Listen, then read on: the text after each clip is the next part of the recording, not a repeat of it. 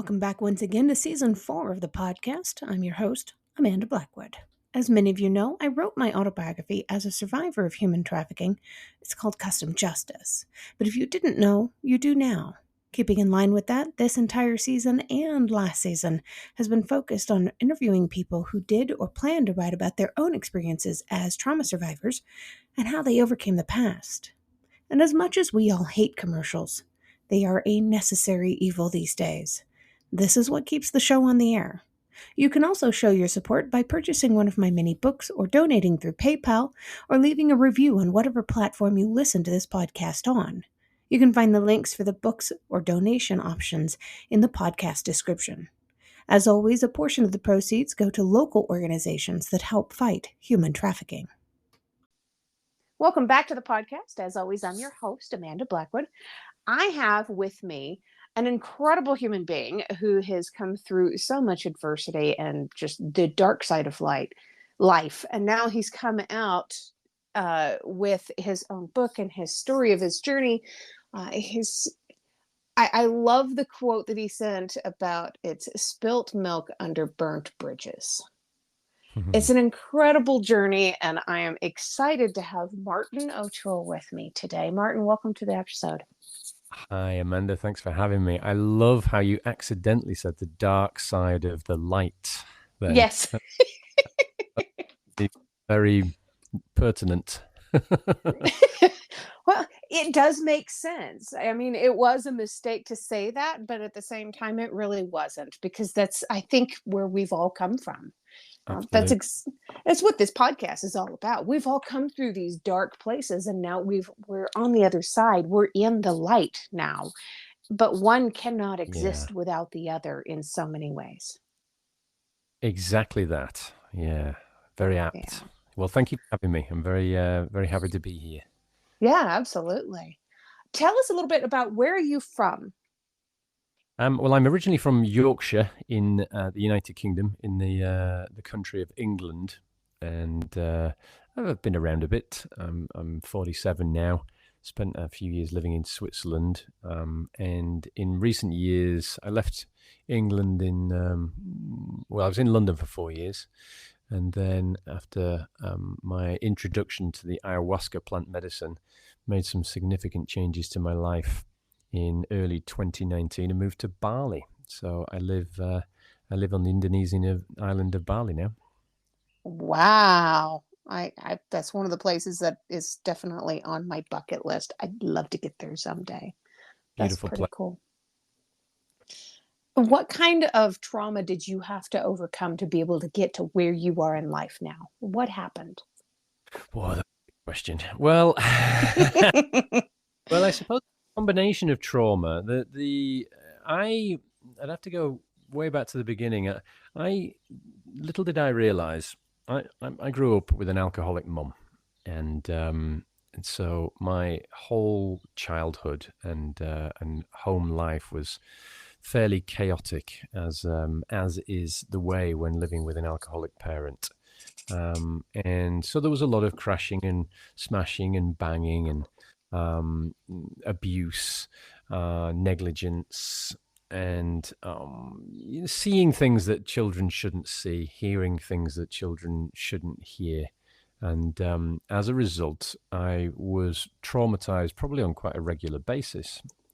And I didn't realize it at the time because, as many of your listeners will likely be able to relate, we either cope or we crash. And so I coped, and I developed several rather complex and actually sophisticated coping mechanisms to survive. But of course, I was doing this internally without anybody to show me the way, and certainly my parents weren't the people to help me in this way. So I got into my early 40s, having had 2 divorces, 3 nervous breakdowns, several failed relationships, personally and professionally. My body was smashed to bits by that time through various trauma related to my own alcoholism, because through surviving in inverted commas, I realized I'd actually become a high functioning alcoholic and cocaine addict, and had been for and a sex addict, and had been for about 20 years. So I suppose the trauma began, it was inflicted on me, and then as I grew older, I began to regularly self-inflict, and at no point until I really started to do this work in my 40s did I realize that I was co-creating this harm, this self-harm. Oh, Right. I didn't realize that I was a victim of PTSD. You know, Yeah. I think many of us don't, do we? That's actually the incredibly impressive thing about the human brain. We are capable of getting into fight, flight, or freeze mode, and surviving. But of course, there are various degrees of survival, aren't there? And for some of us, we get stuck in that place. I mean, obviously, that's what PTSD does. And we never change. We always sort of crash and bang around Earth School, making a mess. Oh, Um, but yeah. don't we? But Oh, fortunately, I yeah. was able to wake up to the dream spell of it all, and that was really the beginning of this. I mean, I've had a hell of a life, but it only really got interesting when I woke up. Wow. Do you remember the moment when you woke up and you said, "Hey, there's something wrong here. This needs to change." Yeah, well, my awakening was probably a 3-stage affair. So it was lengthy. The first thing that happened was actually my mum died in 2014. I was Oof. already seriously into the alcohol and drugs, of course, but that really sent me spiraling, and I wound up getting to the point where I'd drank a bottle of gin, taken an awful lot of narcotics, and I loaded a double barrel shotgun, and came immensely close to killing myself. It was pointed out. I mean, anybody listening who knows firearms knows that firearm safety is the first thing that we consider when you own firearms. So you never point a gun anywhere, even if you know it's not loaded. But here I was with 2 loaded barrels pointed right at my face, Mm. ready to go. My Beagle talked me out of it, which is there's a chapter in the book called "Last Night a Beagle Saved My Life," so you can read all about that. But I guess that was the beginning, because then I realized through the tram smash of grief that I had to do something to make changes. So I started to see a psychotherapist, and he was a phenomenal help, and a really, really beautiful guy who I said to him, "This is only going to work if you explain the science to me."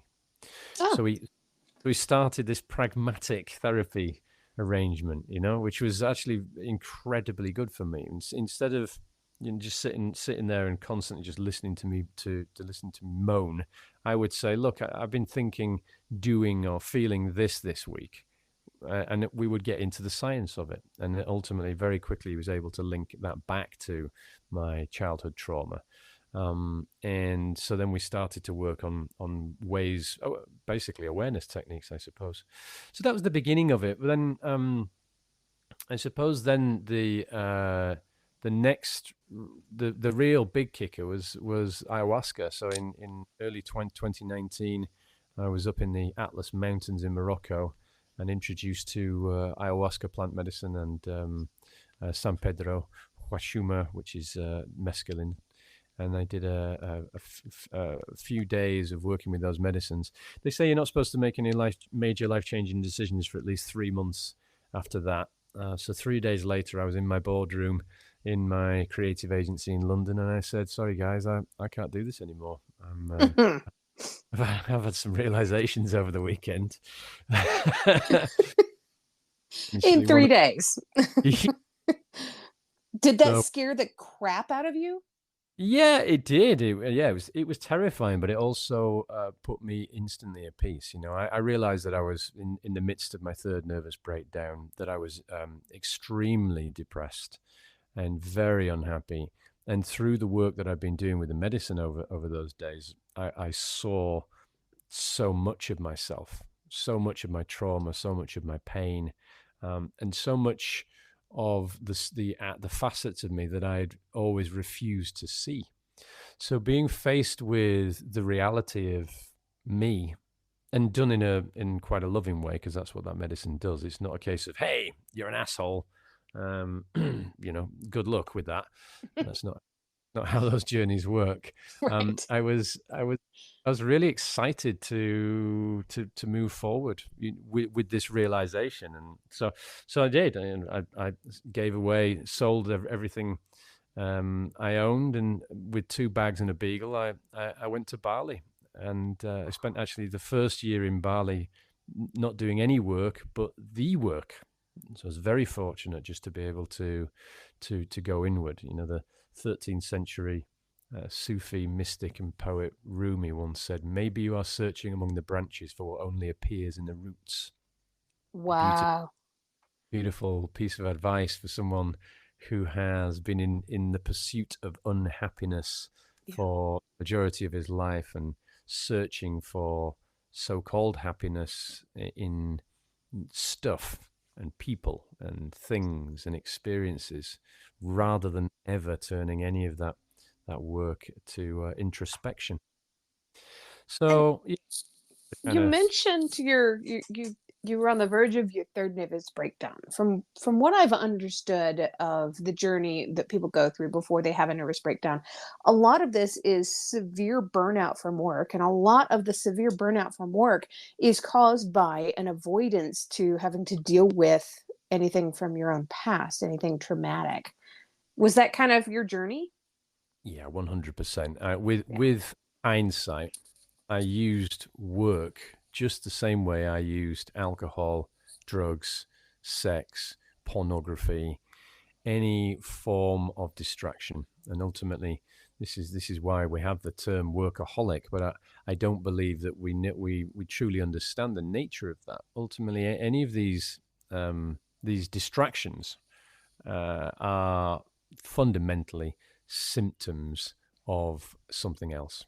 And the quicker we all come to realize that and fully accept it, and then do a really fair and authentic audit on our own lives, the quicker we actually will see that more of us have addiction problems than we could possibly fathom. But it's not the addiction that's the main issue. That's symptomatic. These are all things that we do. Of course, look at the mobile phone now. Look at our relationship with the cell phone. You know, I mean, who do you not know who's addicted in some bizarre way to those devices? Right. And feel it, they Yes. don't sense it. And as far as they're concerned, well, I'm not an addict. I'm not one of those dirty homeless people who injects themselves or smokes crack or meth or whatever. So there's, Right. yeah, I'm quite keen to, as part of my work, I'm quite keen to crack open that discussion about addiction and what addiction actually is, why addiction is, because I think many more of us are suffering. Well, I mean, we're all mentally ill, aren't we? Let's be honest. Oh It's yeah, just we've all got something. exactly. We don't get from one side of life to the other without having scars of some sort. You don't. You don't. And that's actually a beautiful way of putting it, because of course we still live in an age where where mental illness is so badly stigmatized, and ultimately it should not be. It's just like ultimately, if I fall on a step and I break my ankle, then I've injured myself. I've injured my body. And that ankle needs rehabbing.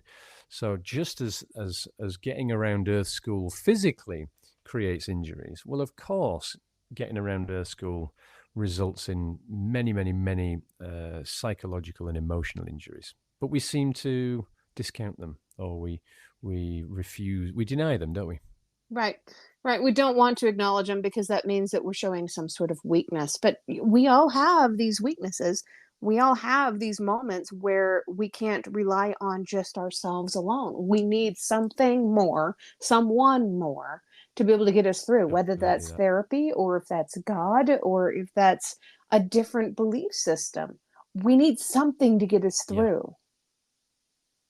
Yeah. Yeah, we do. And the beautiful thing is there are so many modalities available to us. But again, in this day and age, as we romp along with the so-called evolution of humanity, which really is a devolution and full reliance on technology, we are moving further and further away from ancient wisdoms that have been around for thousands of years, practices that cannot help but to make us feel significantly better. But we're unfortunately they're becoming lost in the winds of time, which is actually one of the many reasons why I wrote this book. Yes. And I love your book. I haven't read the whole thing yet, and I was waiting until this moment to tell you this, but I do have a copy of your book. Um, Oh, and I think very, it's very. just fantastic. Oh, thank you, thank you so So, much. in your journey and everything that you're doing now, do you have people who inspire you daily? Yeah, I suppose I do, but probably not the sort of people that you might think. I'm not one for getting too lost in celebrity or what's going on, in the wider world these days. Because having Right. spent all of that time in the branches, I'm very much more in the roots these days. So, actually, I would say one of the main people who inspires me on a daily basis is my partner Jules. She's a yoga teacher who has done some phenomenal work. She's been around the world, immersed in various cultures for many, many years. And she is so dedicated to her mindfulness practice. I find that I find that infinitely inspiring on a daily basis because, in spite of writing a 354-page book called How to Die Happy, which is obviously stuffed with hints and tips and details of mindfulness, I'm still a human having a human experience. And of course, being a writer who and a podcaster and mental health advocate who's trying to get out there as much as possible, I occasionally forget my own advice and then obviously drop my own mindfulness practices. And Jules is always there, either just getting up at 5 o'clock to do her Kundalini practice, or reminding me literally, hey, buddy, you've just written a book called How to Die Happy, but you don't seem all that happy at present. Uh, good point, Jules. Thank you. So, yeah, I'd say she's my number one inspirer at present. That is beautiful. I like her already. And we do all need that, no matter where we are in our life, I believe. We need to have those strong people in our lives who remind us of who we are, what we've come through, and what it is though where we're heading. We Yeah. absolutely do. And actually, it's a thing that we all ought to acknowledge. We don't have to do this on our own. I know we come from this bizarre culture that suggests that hustle and grind is a good thing, and that working yourself to death is a necessity, and that talking to people may well result in lost faith and trust. But the reality is that we've got to do more work to break down these ever increasing identity politics that create more separation between us, because ultimately we are not separate. We are intrinsically connected. And in spite of all of the madness that's going on in the world at the moment to suggest otherwise, the key to a lot of this work lies in community, and being able to seek care from the right sort of people who ultimately do love us and ultimately do want the best for us. And this I didn't take this on for such a long time. I self isolated my entire childhood and adulthood, and it was only really not long after. Well, it was actually my therapist. It was actually after I nearly killed myself, where this guy obviously quite clearly realized I was on the brink. Although I was lying to him, I never told him I was suicidal. I denied being an alcoholic and drug addict. I don't know if you know this. In a study a couple of years ago, 91% of people lie to their therapists. As somebody who has been guilty of that in the past myself, I absolutely believe that number I totally. would. how many listeners are sort of nodding with a smirk on their face right now. Yeah, do it. But of course, we shouldn't do it. Newsflash: these people are here to help us. So if we're lying to our therapist, two things to consider: they're either a crap therapist, and we don't trust them, or we're mentally ill or have some neuroses and we have some trust issues, and we don't want Right. to. We don't want to face reality. Which is the more likely? For me, it was totally the trust. Well, with the first therapist, she was just a terrible therapist. Yeah, I telling that's her about my experiences with surviving human trafficking, I traumatized her, and she didn't know what to say. So I knew from then on I had to pull back. I she was couldn't ill. give her everything. Yeah, she couldn't handle it. And with my second Well, that means therapist, Mhm. you do have a story. I mean, I can Oh yeah. imagine that would. I can imagine that would blow the mind of many a mediocre mental health professional. Yeah, she was pretty new to the industry, and it was hard for her. I think I almost scared her out of that industry. Um, Yeah. that was hard, and with the second one, I started trying to pull back a little bit until I realized that she had already worked with several of my survivor peers. I was like, Okay. oh, I can be a little bit more open with her, but I still can't tell her this part, and I still can't tell her that part. And it was deep-seated trust issues. Yeah, yeah. I mean, obviously, always a good reason why we do all of these things, but if we are lying to these people, or if we're lying to the people in our lives that count, then of course we're in danger of never fixing that work. That's the primary issue, isn't it? Yes, And absolutely. Yeah. for me, One of the yeah, stages of trauma is denial. And while the basis of that means to deny that the trauma ever happened, what a lot of people don't realize is that there's little trickles of denial through everything else that you do. And you can lie to yourself and you can lie to all those people around you, but you can't lie to your body. And your trauma shows up in your body. So you keep yeah, lying to yourself, and that's just going to get worse. yeah, great. Well, a wonderful book called "The Body Keeps the Score." Are you familiar Yes. with I have that one on my shelf right here behind me. that? That book. And it's funny how, having been a victim of PTSD for so many years, I'm still picking things up and reading them and going, "Wow, I didn't know that." But that's the beauty of this whole process, isn't it? Once you finally open your heart and mind to who you have been, then suddenly the world is a different color, and learning suddenly I am now a voracious learner and reader, and now the more I learn, the more I realize how much I just don't know, and that's a beautiful place to be, because I used to believe I knew everything and nobody could tell me anything, um, which And that is comes from a place of trauma too. absolutely. Yeah. It's control, and it's about protecting ourselves. So we don't want to open ourselves to any new experiences or to change. Yeah. And then, Yep. ironic, age 47, I publish a book that's really all about choosing change. Speaking of your book, do you have that handy? Would you like to do a sample reading for us? Oh, yes, I do. I do have it handy. Did you have a chapter in mind? Um, I was kind of thinking the one about the Beagle.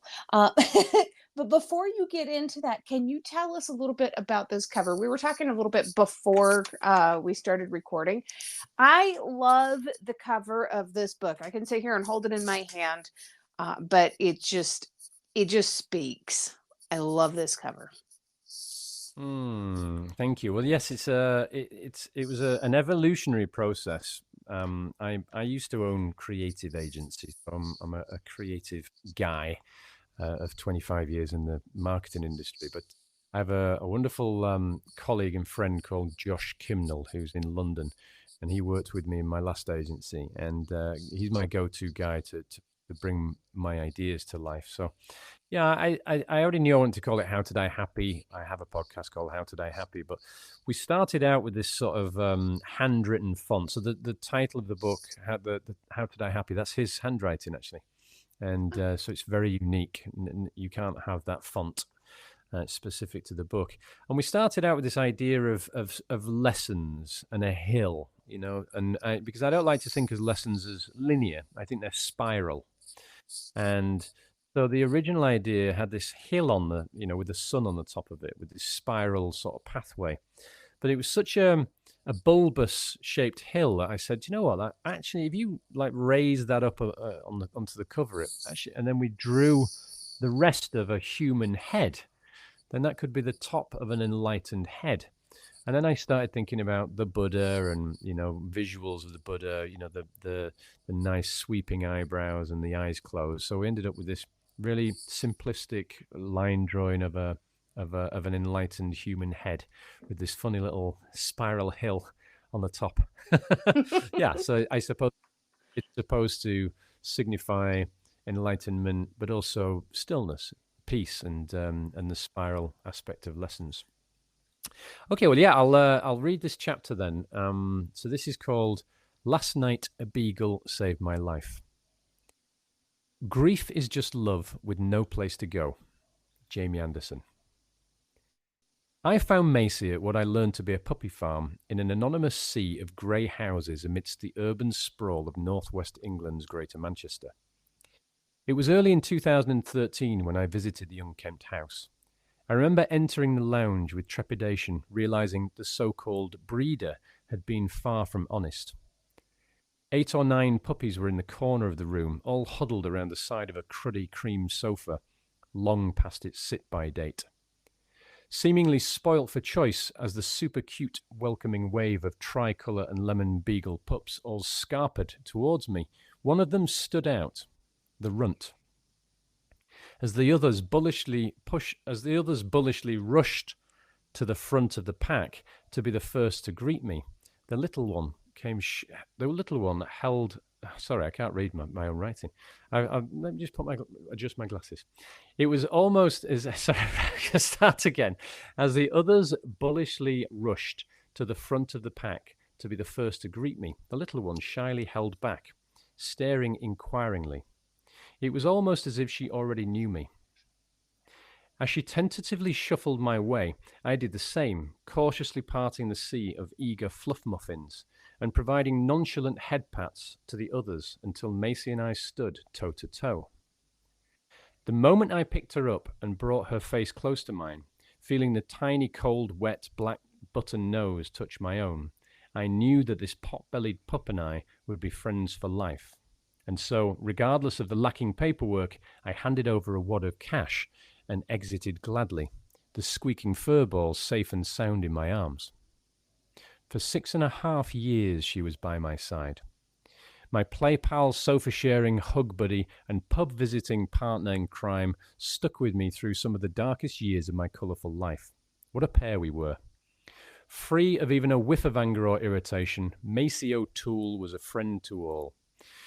Because she came to work with me every day, she was a fond favourite of the dawn trek from Peckham to my South London offices.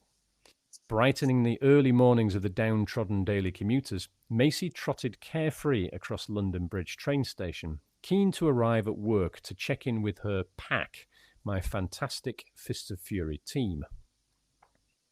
We gave her a job title at the creative agency. She was the head of Tales and Marketing.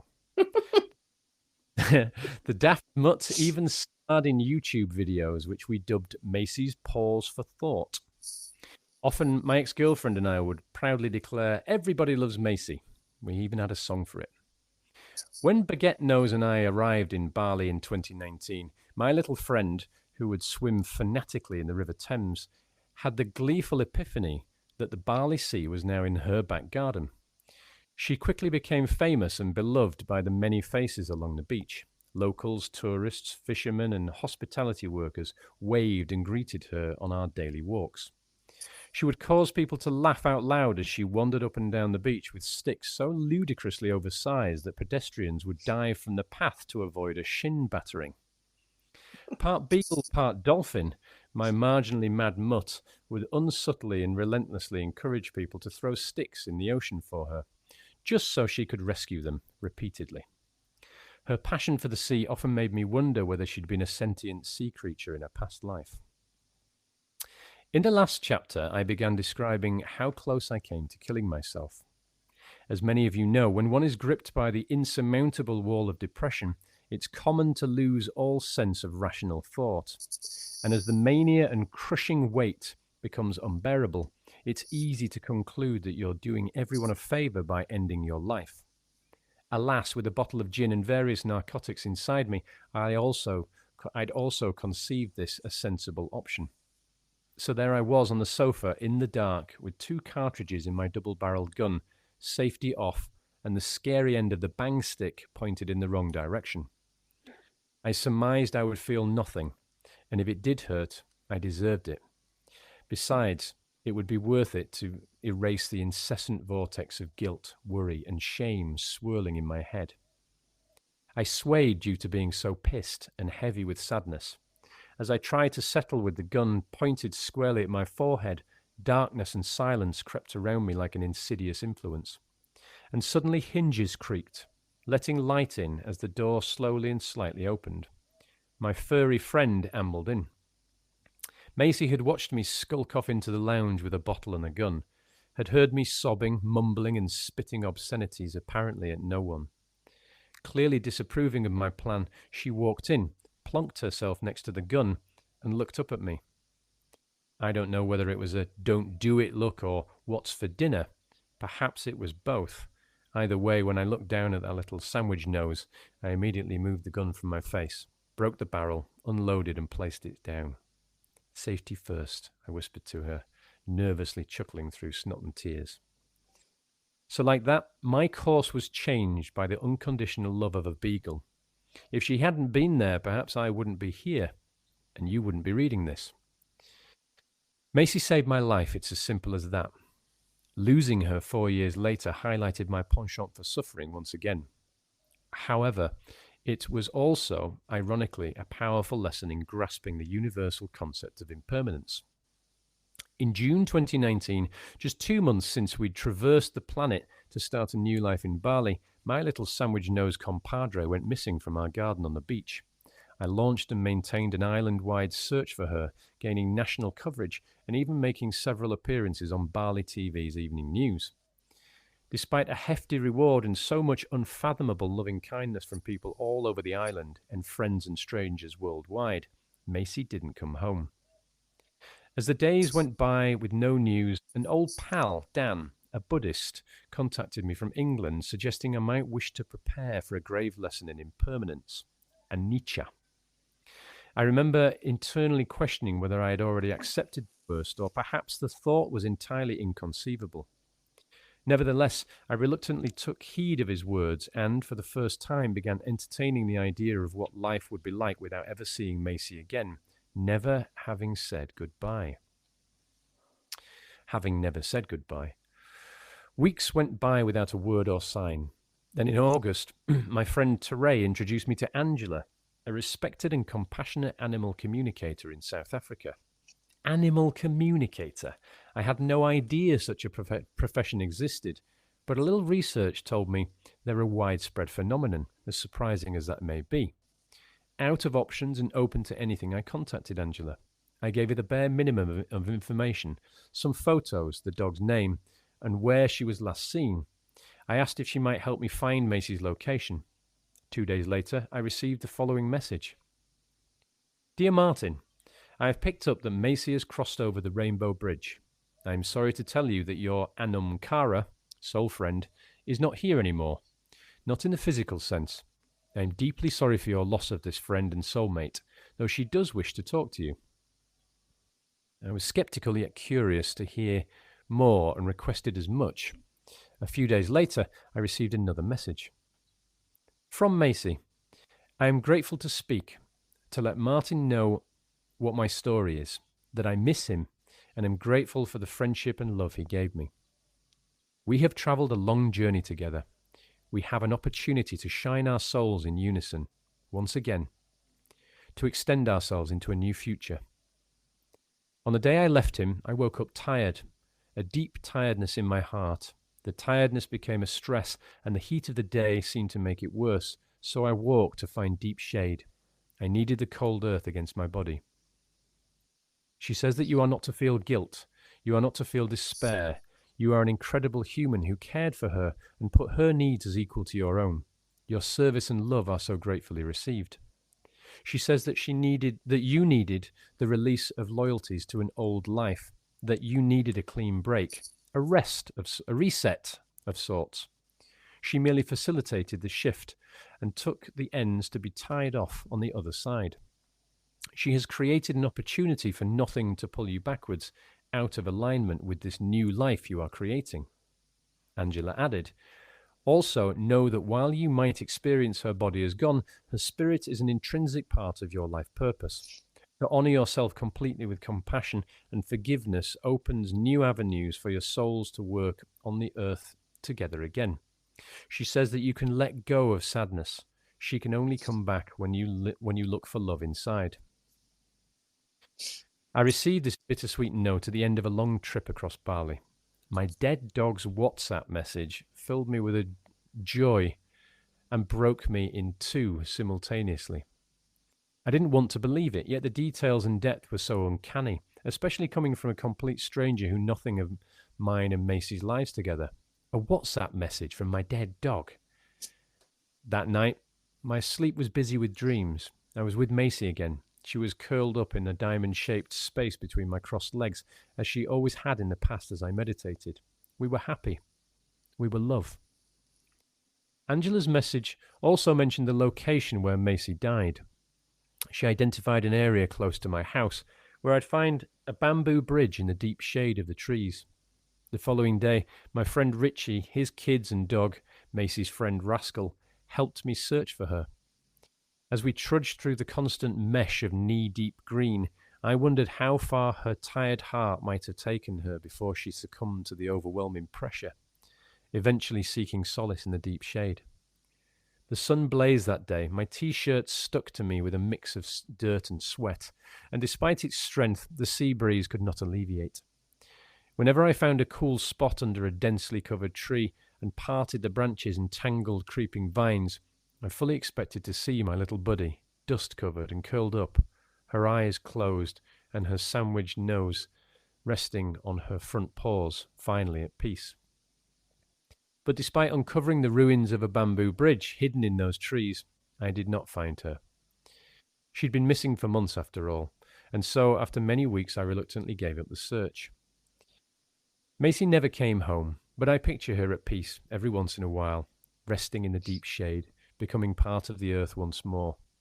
And while I miss her, my heart sings as I contemplate the character she was, her unconditional love during my darkest days, and the gift of life that she gave to me. Call me crazy, but all things considered, I choose to believe that fantastical message I received from my four-legged friend. I have no doubt that our bond transcends physical form and that the love we share has an unseen mystery one might never fully understand in this lifetime.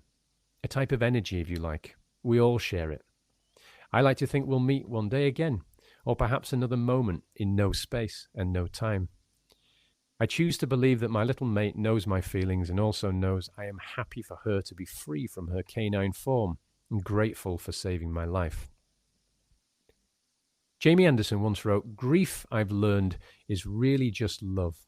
It's all the love you want to give but cannot. All that unspent love gathers in the corners of your eyes, the lump in your throat, and the hollow part of your chest. Grief is just love, with no place to go." I think there's a great deal of truth in this. Moreover, if one believes that love is transcendent and that the ripple effect of that frequency can be felt through any and all boundaries, then like me, you will know that our love does have somewhere to go. And so whenever our hearts sing, as mine regularly does these days, there can be no doubt that vibration will be sensed far and wide on some level. Believing in Angela's message isn't really the point, though.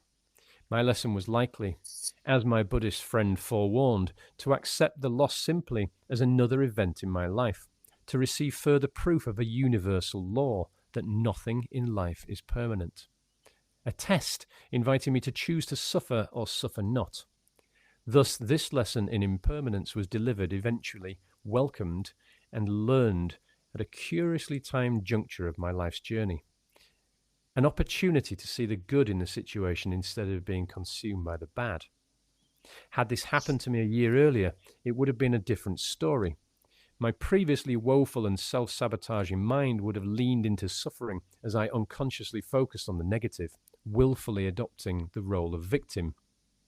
But this time, there was no crippling fear nor irksome and extended suffering. I met this lesson head on, and sitting with it, taking what I felt I needed, I let go and observed a more profound sense of understanding of the reality of things, a pacifying realization that form is an illusion and nothing earthly lasts forever. A Nietzsche.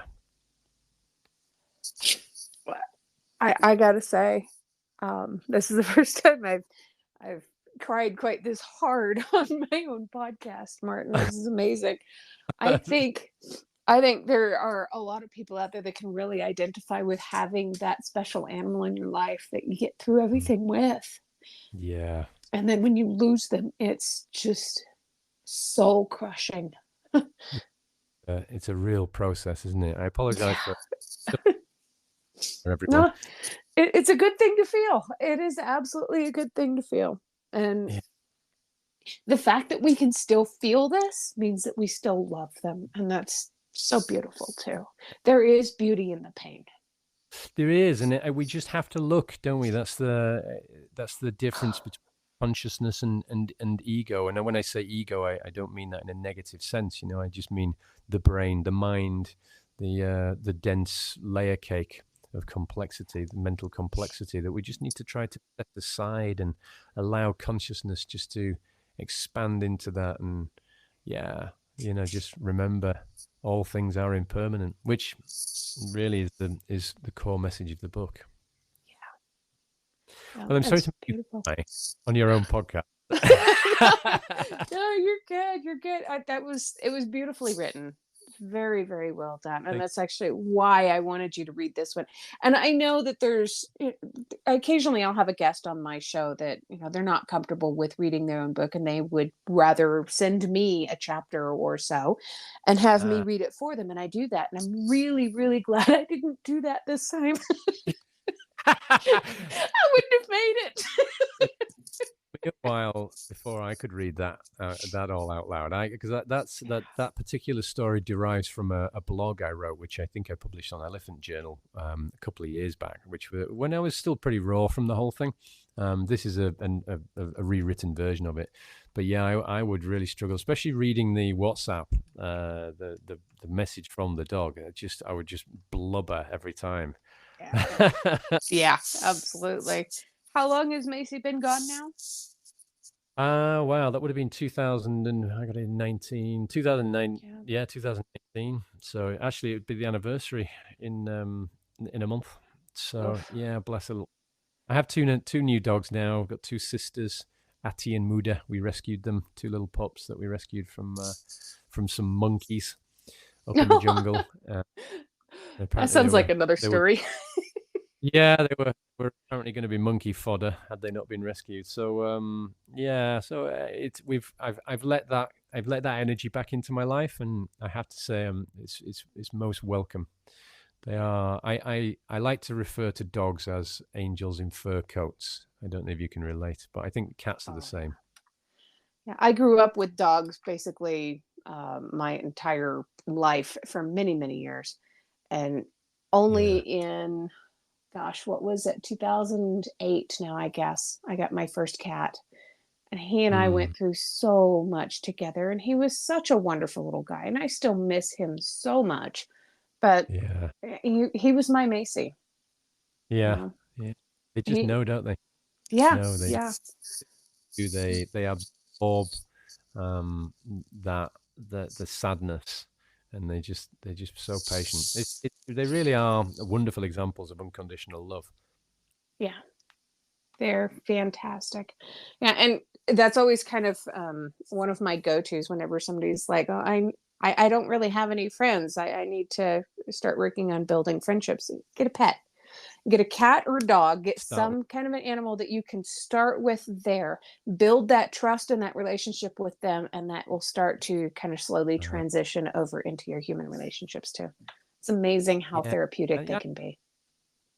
they are, and I think they teach us a lot as well about how our own emotional triggers work, especially Yeah. dogs. I mean, I'm not so much maybe cats, because cats are a little bit more zen anyway, but dogs are just imbeciles that are constantly causing chaos. So you really have to you check yourself. But they are also wonderful companions, and of course they have you socializing as well. Dogs have you out and about, meeting other people, and talking to total strangers all the time about your dogs. Well, at least it's a start. Yes, when you're able to take your dog out for a walk, it kind of changes the whole world for you. It People do want does. to talk to you about your dog. They want to chat, and even when you don't feel like it. And sometimes you're going to feel really rude for turning those people away, but it's also important to have those healthy boundaries when you're like, I am not talking to anybody. Yeah, I'm in my zone. Yep. Leave me alone. Yep. And it's also a great way of kind of brightening up your day, just having a random conversation with somebody, even when you are in one of those moods. Sometimes somebody can kind of break through it. It's kind of cool when they do. You- yeah, and of course you're also getting vitamin D. I mean, lest we forget, something I Oh, talk about in the book is that some of the basics, some of the basics that cause depression in the first place, that many of us completely fail to see, and they are really in three territories: consumption, rest, and of course movement. So if we are feeling down in the dumps, the best one of the best and quickest thing to do is to get outside, to move, and obviously if you can take your socks and shoes off and actually stand on the earth, get your grass, get the grass or the soil or the sand in between your toes, so you yeah. can recalibrate the Schumann resonance of planet Earth. That's definitely one of the things that I miss about living in California and being right on the ocean is going out there Mm. and just walking along the beach. Sometimes the beach was really nasty too. We'd have oil like washed up on the beach, and I called it seal poop. It was Oh, sticky and gross, and but it was still worth it to go out there and walk along the sand. And we get a lot of grass and stuff out here in Colorado, especially the way it's been raining lately, and it's beautiful. just gorgeous now. So, Yeah, and best it's way. nice to have that connection. Well, I'm lucky to do that in Bali, and like that, I think people tend to measure how good their day's been by how much sand there is between their toes here, which is nice. That's amazing. What a great way to look at it, too. Well, I'm going Right. to make sure that I include all these links. You've got a couple of different podcast links. You've got your Instagram links, your Mm. website, also the Amazon page for people to go out and purchase your book. I'm going to make sure that all of that is included. Do you have anything else that you need to make sure that I add in there?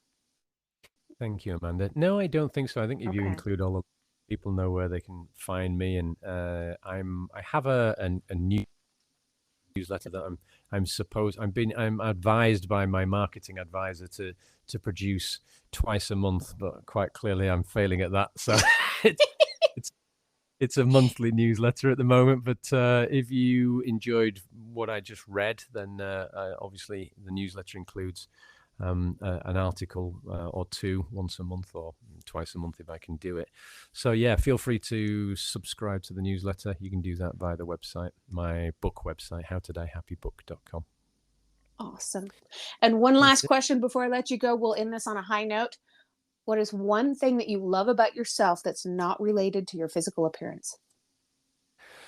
Oh, well, I would say the thing I really love about myself these days is that I have learnt to love. That might be a slightly confusing or meta statement, excuse me. But when you spent 40 odd years of your life not truly understanding how to love either yourself or others, when you finally work it out, it's a thing to be beholden, and something for which I am grateful every damn day. If you've enjoyed tonight's episode, please make sure you check out the episode description. There you'll find links on how you can learn more about this guest, links to connect with them on social media, and how to support the podcast. Remember, I don't get paid to do this. My boss is a bit tight fisted. I can say that. I work for myself. In short, this show really is all about the guest. If you've enjoyed their interview, please feel free to let them know.